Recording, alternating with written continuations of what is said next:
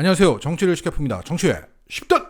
지난주 금요일에 이어서 오늘도 대장동 재판이 열렸고 오늘도 남욱의 거짓말이 드러났습니다. 자, 오늘 재판에서 김만배 측은 작년 10월 남욱이 귀국하자마자 JTBC와의 인터뷰를 한 영상을 틀었습니다. 그 영상에서는 남욱이 이렇게 말을 했죠. 내가 12년 동안 그 사람 이재명을 지켜보면서 얼마나 많이 해봤겠어요. 트라이를 CR도 안 먹혀요. 그러면서 김만배 측은 이 인터뷰는 거짓말이냐 이렇게 물었고, 여기에 남욱은 그건 밑에 있는 사람이 다 했다는 뜻이었다라고 답했습니다. CR처럼 작은 빈틈도 없어서 로비를 시도해도 먹히지 않았다는 12년간의 소회가 어떻게 그 밑에 있는 사람이 다 했다는 뜻이 됩니까? 자, 이 변호사 출신인 남욱이 이런 말 같지도 않은 말로 억지를 부리는 것은 재판에서는 진술의 일관성이 매우 중요하기 때문입니다. 특히 JTBC와의 인터뷰, 즉 임의의 상태, 자유로운 상태에서 한 발언과 지금의 바뀐 발언이 일관성을 갖는 게 중요합니다. 사실상 진술밖에 없는 이 대장동 재판에서 그 진술이 일관성을 인정받지 못하면 증거 채택이 안 되니까. 이재명을 잡는 데 기여하지 못하면 자신의 형량이 올라가 바뀐 진술은 검찰의 회유에 넘어갔다는 얘기밖에 안 되니까 이렇게 몸부림을 치는 겁니다. 한편 법정에선 남욱은 위증죄로 처벌받을 우려 때문에 과감하게 거짓말도 못하는 입장입니다. 일관성도 유지를 해야 되고 거짓말을 못하는 상황에서 그가 할 수 있는 답변은 나는 모자른 사람이에요, 이거밖에 없습니다. 이재명은 CR도 안 먹혔다는 말은 밑에 있는 사람이 다 했다는 뜻이다 라고 우기면서 모자른 사람이 될 수밖에 없는 겁니다.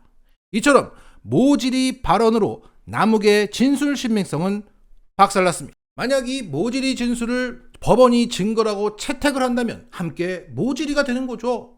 이걸 또 이재명 측근들이 이재명 대신 로비를 받았다는 증거로 기사를 쓰면 함께 모질이가 되는 겁니다. 자, 이렇게 오늘 법정에서는 남욱의 나 모질이에요, 나 금치산자일 수 있습니다 라는 취지의 진술이 있었고, 김만배 측의 추궁은 계속 이어졌습니다. 그러니까 남욱은 제대로 알지도 못하면서 내가 이재명 측에 돈을 줬다고 말하고 다닌다 라는 추궁이었습니다. 이재명 측에 실제 전달됐는지 모르지 않느냐, 추측이 가미된 게 아니냐 라는 질문을 던졌더니 남욱은 제가 답변할 부분이 아니다, 사실인지 아닌지 확인할 수 없지만 학생운동 때 얘기하면서 그때 다 친분이 있다는 취지로 김만배가 얘기를 했다.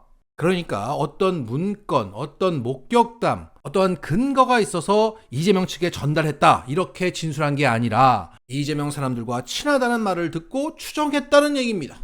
자, 이런 와중에 아주 흥미로운 진술이 나왔습니다. 이 대장동 업자를 위한 설계를 했던 정영학 측이 사건의 핵심이 되는 천화동인 1호 지분 429억 원과 관련한 내용과 50억 클럽 내용이 담긴 녹취록 등을 이낙연 측 윤영찬 의원에게 넘겼다는 이야기를 기자에게서 들었다고 남욱이 법정 진술한 것입니다. 그러니까 이 사건이 수면 위로 올라오게 된 것은 대장동 민간업자들끼리 수익을 정산하는 와중에 김만배와 정영학이 싸웠고, 정영학이 김만배를 매기려고 자신이 녹취한 파일, 그 정영학 녹취록의 일부와 자료를 외부에 알리면서 시작된 것입니다. 그것을 최초 받았던 사람이 바로 이낙연파 윤영찬이었던 겁니다.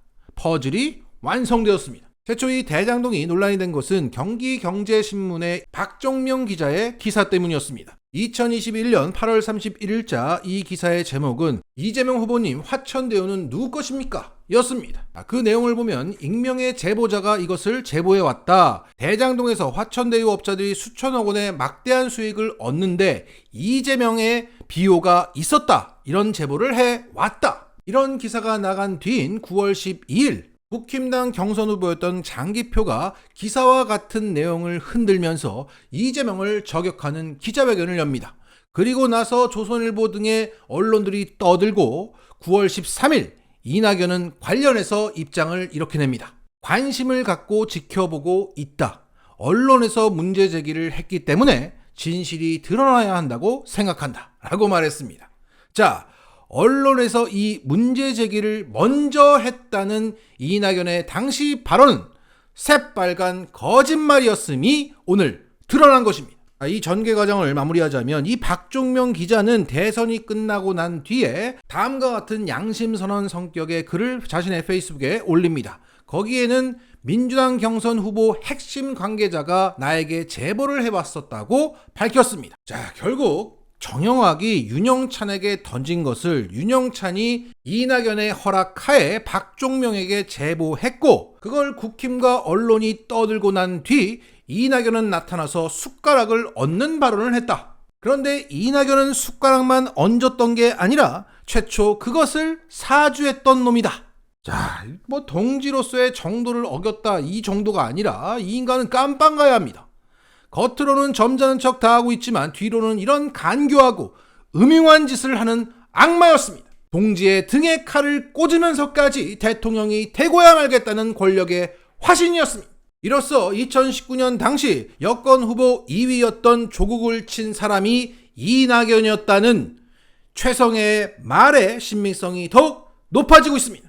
자, 그리고 최근 대장동 재판에서 남욱의 진술이 박살나면서 그동안 검찰과 함께 신나게 떠들어왔던 언론들이 조용합니다. 이건 조용한 정도가 아니라 우울해한다 이렇게 볼 수도 있어요. 지난주 금요일 법정에서 결정적인 김만배의 녹취록이 나왔죠. 남배형 유동규가 돈을 달래요. 이재명이 알면 절대로 안 된다고 이재명 모르게 비밀리에 돈을 달래요 라고 남욱이 말한 것을 당시 김만배가 녹취를 했고, 그걸 남욱이 사실이 맞다라고 인정까지 했습니다. 그 이후 언론들의 대장동 기사가 눈에 띄게 줄었던 겁니다. 네이버 기준으로 주말 동안 단 40개의 기사가 나왔습니다. 그 중에 이 조선일보의 사설은 금요일 법정 진술을 근거로 한 게 아니라 2주 전에 검찰 조사 단계에서 나온 지들끼리 한 진술을 근거로 작성한 겁니다. 그래서 의미가 없고, 민주당에서 나온 공식 해명, 그리고 김만배가 남욱의 진술 신빙성을 지적했다는 기사가 대부분이었습니다. 그리고 유동규가 돈이 없어서 국선 변호사를 선임했다는 이런 쓸데없는 기사가 나왔고요. 그리고 채널A 기사가 눈에 띕니다. 폭발한 유동규의 변심을 얘기합니다. 지금 때가 어느 때인데 금요일 법정 얘기는 하지 않고 완전히 떠내려간 유동규를 부여잡고 있습니다. 그 와중에 대장동 업자들 사이에서 박영수 특검이 큰 활약을 했었다는 그런 기사가 나왔고, 그래도 검찰은 정진상을 기소할 듯하다. 이재명의 리더십이 흔들거린다. 이렇게 주말 동안 언론들은 금요일 법정 얘기를 하지 않았고요. 그리고 오늘 월요일에는 관련 기사가 좀 많이 나왔던 겁니다. 자, 그 와중에 오늘 채널A가 이런 기사를 또 올렸습니다. 김만배가 말했다. 이재명 측이 지분 일부라도 갖고 있었다면 이렇게 말했다. 자, 이것은 금요일 법정에서 김만배가 남욱에게 이렇게 물었죠.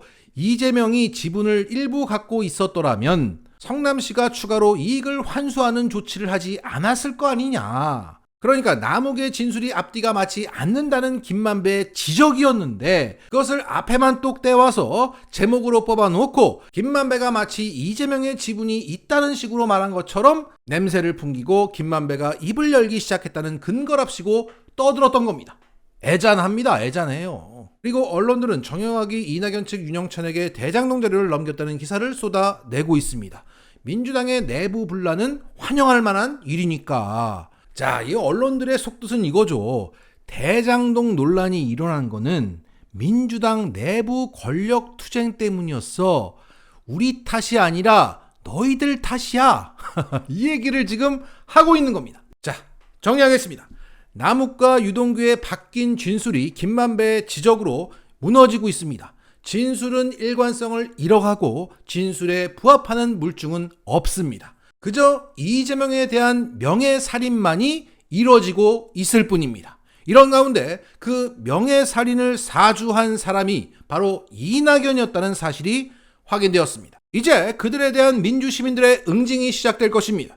그럴 리는 없겠지만 혹여 이재명의 민주당이 통합 공천을 내세워서 이낙연 팔을 다음 총선에 공천한다면 이재명 또한 버림받게 될 것입니다. 민주당의 기강은 민주당의 주인인 우리가 다시 세울 것이다.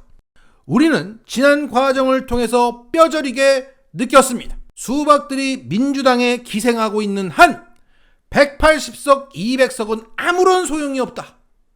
수박 청산 없이는 개혁은 없다. 마치겠습니다.